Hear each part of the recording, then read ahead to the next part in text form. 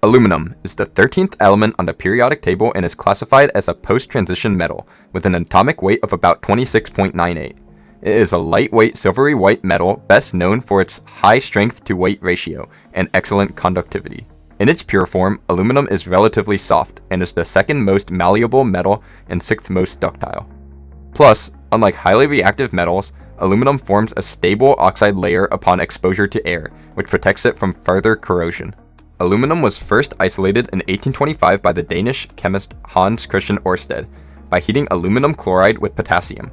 The name aluminum is derived from alumen, the Latin word for alum, a mineral compound containing aluminum. You may have seen the element have two different names though. This is because while Sir Humphrey Davy, who discovered the metal, named the metal aluminum, the IUPAC intervened, standardizing the suffix to match the more conventional ium, calling the element aluminium. The United States American Chemical Society, however, chose to adopt their original spelling.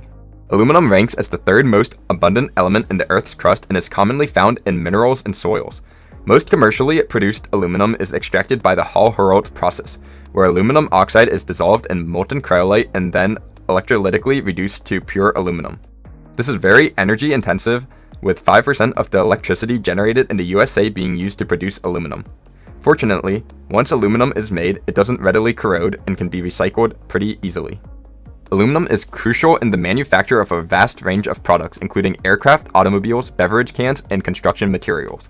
This is because while aluminum itself is not too strong, alloys with other metals like copper are still lightweight but strong. Aluminum is also often used in electrical transmission lines as it conducts electricity well and is lighter than copper. Another interesting feature is that when aluminum is evaporated in a vacuum, it forms a highly reflective coating for both light and heat, not deteriorating like a silver coating would. These aluminum coatings are used for many things including telescope mirrors, decorative paper, and toys.